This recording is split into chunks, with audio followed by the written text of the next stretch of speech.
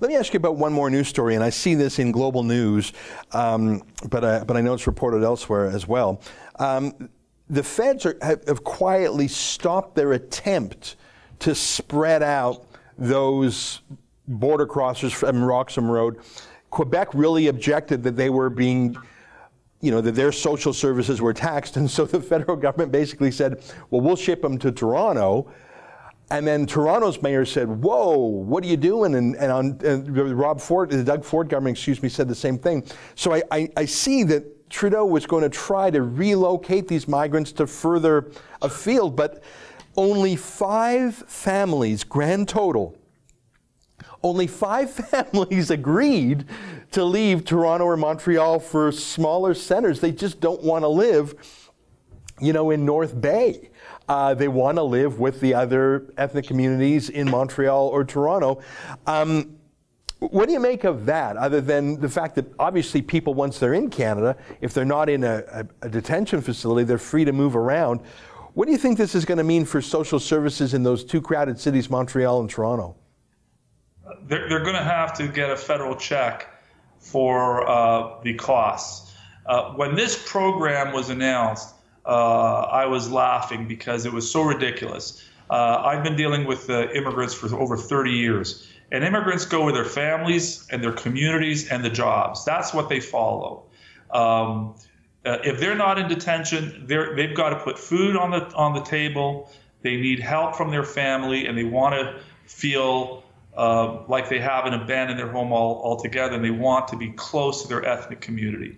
Quite frankly, when they announced it, I thought that the outcome would be abysmal, but I didn't realize it would be this abysmal, that only 5 families took advantage of the suggestion to relocate to somewhere that they didn't, presumably want to stay. And I'll make you a bet that of those 5 families, very few of them had any family in Canada, and very few opportunities that they could take advantage of, that the places that were suggested couldn't offer as well for whatever unusual reasons. But people will generally need to go to either Toronto, Montreal, Vancouver, where the jobs are plenty, and so where they can start feeding their families very quickly. That's the way it works. And no matter how much you try to shuffle back and forth, it's not going to help. Well, Guidy, we always enjoy having you on the show because, as I mentioned, you have a big heart. You've practiced in this field for so long. You have put your brains and your energies to bringing legitimate refugees to Canada, so no one can say you're a hard-hearted guy. But you've got a hard head and a soft heart, and that's the right combination. And I always look up to you for the way you carefully balance your point of view. I learned so much from you, and I know I'm gushing here, but we're really grateful that you come on the show to help us out with these things. Well, thank you very much for having me, Ezra. I think it's important for the Canadian public to understand what's going on, because we do want to help refugees. I think all of us want to help refugees.